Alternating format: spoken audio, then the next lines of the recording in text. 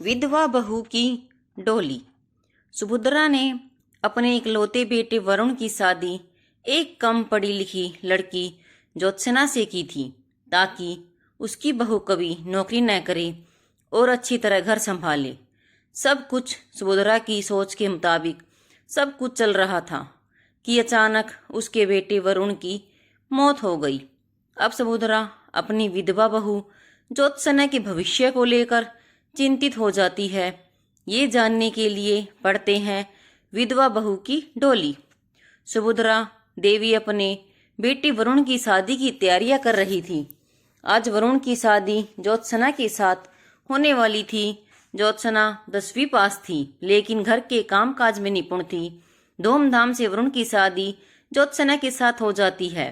ससुराल आते ही उसने घर और परिवार की पूरी जिम्मेदारी उठा ली। ज्योत्सना, माँ बाबूजी, आप दोनों के लिए अदरक वाली चाय लाई हूँ। पंकज, लाओ बहू, अदरक वाली चाय तो मुझे बहुत पसंद है। तुमने आते ही हम लोगों की पसंद और नापसंद का ख्याल रखना शुरू कर दिया। ज्योत्सना जी, इन्होंने मुझे सब बता दिया है कि आपको और माँ जी को क्या पसंद है और क्या नहीं। आप लोग चाय पीजिए, मैं नाश्ते की तैयारी करती हूँ। पंकज, ठीक है बहू। ज्योत्सना वहां से चली जाती है। उसके जाने के बाद पंकज, वरुण की माँ, क्यों न हम भी अपने घर में काम वाली रख लें। ज्योत्सना की मदद कर दिया करेगी। ज्योत्सना की अभी नई नई शादी हुई है, उसकी उम्र भी बहुत कम है। अभी उसके सिर पर जिम्मेदारियों का बोझ डालना ठीक नहीं है। सुभद्रा, उसकी कोई जरूरत नहीं है। हमारे घर में ज्यादा काम भी नहीं है। अभी से काम करने की आदत डालेंगी तभी तो आगे चलकर सब कुछ संभाल पाएगी। पंकज, जैसी तुम्हारी मर्जी। ज्योत्सना घर के सारे काम करती। सुबह उठकर सास और ससुर को उनकी दवाइयाँ, चाय देने से लेकर नाश्ता, खाना बनाना, कपड़े धोना, सारे काम वो अकेले ही किया करती। वरुण भी हर छोटे मोटे काम के लिए ज्योत्सना को ही पुकारा करता। वरुण, ज्योत्सना कहाँ हो? मेरी पीली वाली शर्ट प्रेस नहीं है यार, मुझे आज वही पहनकर ऑफिस जाना है। ज्योत्सना, आपके लिए लंच पैक कर रही हूँ, 2 मिनट में आई। ज्योत्सना भागकर झटपट वरुण की शर्ट पर प्रेस करने लगी। धीरे धीरे समय गुजर रहा था। सब ठीक ठाक चल रहा था कि एक दिन वरुण, माँ बाबूजी, कल मुझे ऑफिस के काम से चंडीगढ़ जाना है। 6 महीने वहीं रहकर काम करना है। पंकज, 6 महीने? वरुण, दरअसल पापा, चंडीगढ़ में हमारे ऑफिस की नई ब्रांच खुली है और मुझे उसका मैनेजर बनाया गया है। पंकज, तो ज्योत्सना को भी साथ लेता जा। वरुण, पापा, अभी तो वहां जाकर मुझे खुद के रहने का इंतजाम करना होगा। मैं कुछ दिनों के बाद ज्योत्सना को वहां बुला लूंगा। माँ और पिता से बात करके वरुण अपने कमरे में चला गया। सुभद्रा, ज्योत्सना को चंडीगढ़ जाने से की क्या जरूरत है? वो चली गई तो घर कौन संभालेगा? पंकज, और वहां हमारे वरुण को कौन संभालेगा? सुभद्रा, ज्योत्सना अभी बच्ची है, अभी उसका समय वरुण के साथ खेलने, हंसने खेलने में गुजारना चाहिए। गृहस्थी का बोझ उठाने के लिए तो सारी जिंदगी पड़ी है। इधर दूसरे दिन वरुण चंडीगढ़ जाने के लिए घर से निकल गया। सबने खुशी खुशी, लेकिन ज्योत्सना ने नम आंखों से वरुण को विदा किया। ज्योत्सना, मेरा दिल बहुत घबरा रहा है, ना जाने क्यों आपको कहीं जाने देने का मन नहीं करता। वरुण, चिंता मत करो ज्योत्सना, वहां पहुंचते ही मैं किराए पर एक कमरा ले लूंगा, फिर तो मैं तुम्हें बुला लूंगा। वरुण चंडीगढ़ के लिए घर से निकल गया और बस में जाकर बैठ गया। रास्ते में बस का बहुत भयानक एक्सीडेंट हो गया। बस पलट गई और बस में सवार सभी यात्रियों की दर्दनाक मौत हो गई। ये खबर जब वरुण के घर तक पहुंची तो तब सब शॉक्ड रह गए। वरुण के माता पिता के लिए अपने जवान बेटे को खोना किसी भयंकर पीड़ा से कम नहीं था, लेकिन ज्योत्सना का दुख तो बयां कर पानी भी मुश्किल है। अंदर से टूट गई। वो अपने आप को संभाल नहीं पा रही थी। वह बहुत उदास रहने लगी और हर समय वरुण की यादों में खोई रहती। एक दिन पंकज, वरुण की माँ, मुझसे ज्योत्सना की हालत देखी नहीं जाती, वो वरुण को खोने के दुख से उभर नहीं पा रही है। सुभद्रा, वरुण हमारा इकलौता बेटा था, उसे खोने का दुख हमें भी कम नहीं है। पंकज, सुभद्रा, हमारी उम्र अब हो चुकी है, लेकिन ज्योत्सना अभी बहुत छोटी है, उसकी उम्र ही क्या है। उसे अपनी जिंदगी जीने और हंसने खेलने का पूरा अधिकार है। सुभद्रा, आप क्या चाहते हैं? पंकज, मैं चाहता हूँ कि हम ज्योत्सना की दूसरी शादी कर दें, लेकिन उससे पहले मैं उसे पढ़ाना चाहता हूँ। सुभद्रा, ठीक है, एक बार ज्योत्सना से भी इस बारे में बात कर लीजिए, मैं उसे बुलाकर लाती हूँ। सुभद्रा देवी ज्योत्सना को बुलाने के लिए उसके कमरे में जाती है और वहां उन्होंने देखा कि ज्योत्सना बेहोश होकर जमीन पर गिरी हुई है। सुभद्रा देवी दौड़कर अपने पति पंकज के पास गई और ज्योत्सना के बारे में बताया। दोनों ने फोन करके डॉक्टर को बुलाया। डॉक्टर ने जब ज्योत्सना का चेकअप किया, डॉक्टर, आपकी बहू मां बनने वाली है, आप लोगों को इनका बहुत ख्याल रखना होगा।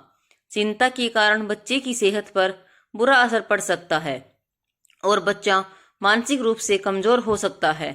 डॉक्टर की बात सुनकर पंकज और सुभद्रा ने फैसला लिया कि वो ज्योत्सना को आगे पढ़ाएंगे ताकि उसका मन कहीं लगे और वो खुश रह सके। पंकज ने ज्योत्सना का एडमिशन 12वीं कक्षा में करवा दिया। ज्योत्सना अब 12वीं की पढ़ाई करने लगी।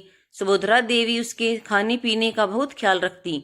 धीरे धीरे समय बीतता गया और 9 महीने बाद ज्योत्सना ने एक सुंदर सी बेटी को जन्म दिया।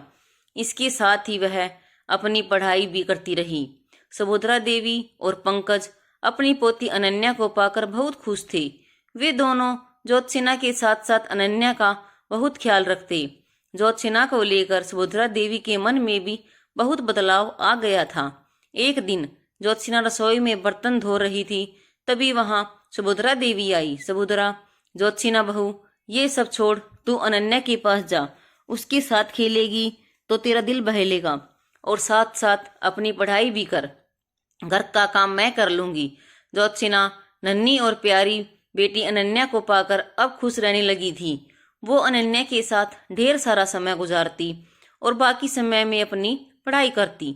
धीरे धीरे अनन्या बड़ी हो रही थी और ज्योत्सना भी अब कॉलेज में पहुंच गई थी। एक दिन पंकज, ज्योत्सना बहू, मैं चाहता हूँ कि तू B.Ed की पढ़ाई कर ले, मैं कल ही तेरा एडमिशन करवा दूंगा।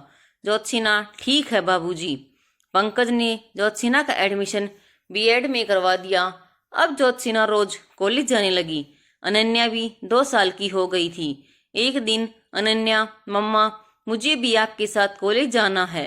ज्योत्सना, अनन्या बेटी, मुझे कॉलेज में पढ़ाई करनी है, तुम घर में दादाजी दादी जी के साथ खेलो। अनन्या, नहीं, मुझे आपके साथ कॉलेज जाना है।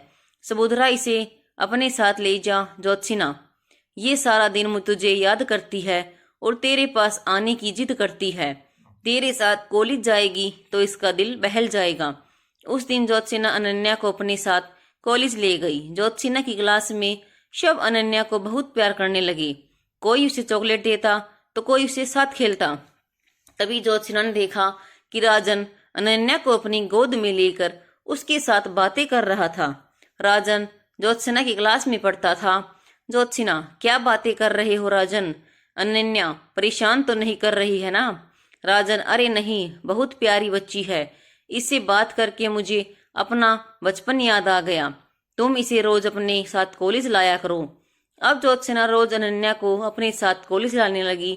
धीरे धीरे राजन ने अनन्या के साथ गहरी दोस्ती कर ली। अनन्या के कारण राजन और ज्योत्सना में भी गहरी दोस्ती हो गई।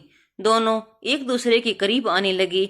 एक दिन की बात है, ज्योत्सना और अनन्या दोनों कॉलेज में थे कि तभी बहुत तेज बारिश होने लगी। ज्योत्सना, ओह, अब मैं घर कैसे जाऊंगी? ज्योत्सना के चेहरे पर चिंता की लकीरें देखकर राजन उसके पास आया और बोला, राजन, क्या बात है ज्योत्सना, परेशान क्यों हो? ज्योत्सना, देखो ना राजन, बाहर कितनी तेज बारिश हो रही है, मैं अनन्या को लेकर घर कैसे जाऊंगी? बाहर बस स्टॉप पर भी पानी भर गया हो गया। राजन, तुम फिक्र मत करो, मैं अभी ऑटो बुलाकर लाता हूँ। राजन कॉलेज से बाहर गया। बाहर बहुत तेज बारिश हो रही थी और सड़क पर पानी भरा हुआ था, लेकिन राजन अपनी परवाह न करते हुए बड़ी मुश्किलों से एक ऑटो वाले को बुलाकर लाया। राजन, चलो तो अच्छी ना, अनन्या को लेकर इस ऑटो पर बैठ जाओ, मैं तुम दोनों को घर तक छोड़ देता हूँ। ज्योत्सना, अनन्या और राजन तीनों ऑटो पर बैठ जाते हैं और उस दिन राजन ने दोनों को घर तक छोड़ा। ज्योत्सना, राजन, मेरे घर नहीं आओगे? मैं तुम्हें अपनी माँ जी और बाबूजी से मिलवाऊंगी। राजन, हाँ क्यों नहीं। राजन ज्योत्सना के घर आया। ज्योत्सना ने उसे पंकज और सुभद्रा से मिलवाया और बताया कि कैसे राजन ने तेज बारिश में भी भीगते हुए उसे और अनन्या को सुरक्षित घर तक पहुंचाया। सुभद्रा, ये तो तुमने बहुत अच्छा किया बेटा, वरना ये दोनों कॉलेज में न जाने कितनी देर बारिश रुकने का इंतजार करती रहती। पंकज, राजन बेटे, तुम आते रहना और कॉलेज में ज्योत्सना का ख्याल रखना। उस दिन के बाद से राजन अक्सर ज्योत्सना के घर आने लगा और अनन्या के साथ ढेर सारी बातें करता। धीरे धीरे दोनों की पढ़ाई पूरी हो गई और उन्हें सरकारी स्कूल में शिक्षक की नौकरी भी मिल गई।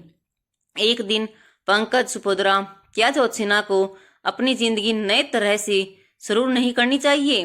सुभद्रा, आप क्या कहना चाहते हैं? पंकज, मैं चाहता हूँ कि ज्योत्सना की शादी हो जाए, वो अपना घर बसा ले, अनन्या को भी पिता का प्यार मिल जाएगा। सुभद्रा, लेकिन ज्योत्सना से शादी करेगा कौन? पंकज, मेरी नजर में एक लड़का है। सुभद्रा, हाँ, कौन है वो? पंकज, राजन। राजन ज्योत्सना का बहुत अच्छा दोस्त है और वो अनन्या को भी बहुत प्यार करता है, लेकिन हमें इस बारे में ज्योत्सना और राजन से भी बात कर लेनी चाहिए। मैंने राजन को फोन कर दिया है, वो आज शाम को हमारे घर आएगा। हम राजन और ज्योत्सना दोनों से बात कर लेंगे। सुभद्रा, ठीक है। शाम को जब ज्योत्सना स्कूल से लौटी तो उसने देखा कि राजन उसके घर आए हैं और उसके सास ससुर से बातें कर रहा है। ज्योत्सना, अरे राजन, तुम कब आए? राजन, अभी अभी आया हूँ, दरअसल मुझे अंकल ने बुलाया। पंकज, ज्योत्सना बहू, मैं तुम दोनों से कुछ बात करना चाहता हूँ। ज्योत्सना, जी बाबूजी कहिए। पंकज, बहू, मैं चाहता हूँ कि तुम और राजन शादी कर लो। ज्योत्सना, ये आप क्या कह रहे हैं बाबूजी, ये कभी नहीं हो सकता। सुभद्रा, ज्योत्सना बहू, बीती बातों को भूलकर आगे बढ़ना ही जिंदगी है। तेरे सामने अभी पूरी जिंदगी पड़ी है, हमारे बाद तेरा और अनन्या का ख्याल कौन रखेगा? पंकज, राजन बेटे, ज्योत्सना अब मेरी बहू नहीं है, बेटी है, क्या तुम जिंदगी भर इसका ख्याल रखोगी? राजन, अंकल, सच कहूँ तो मैं ज्योत्सना और अनन्या से बहुत प्यार करने लगा हूँ। मैं ज्योत्सना को अनन्या के साथ अपनाने के लिए तैयार हूँ और वादा करता हूँ कि उन्हें जिंदगी भर खुश रखूंगा। सुभद्रा, देर किस बात की है? हम कल ही तुम्हारे घर आएंगे, तुम्हारे माता पिता से मिलकर शादी की तारीख पक्की कर देंगे। राजन के माता पिता सुभद्रा देवी और पंकज से मिलकर बहुत प्रभावित हुए। दोनों की रजामंदी से राजन और ज्योत्सना की शादी तय हो गई। सुभद्रा देवी और पंकज ने ज्योत्सना की शादी सास ससुर बनकर नहीं बल्कि माता पिता बनकर की। पंकज ने ज्योत्सना का कन्यादान किया और ज्योत्सना को डोली में बिठाकर ससुराल विदा किया। कहानी देखने के लिए आप सभी का धन्यवाद।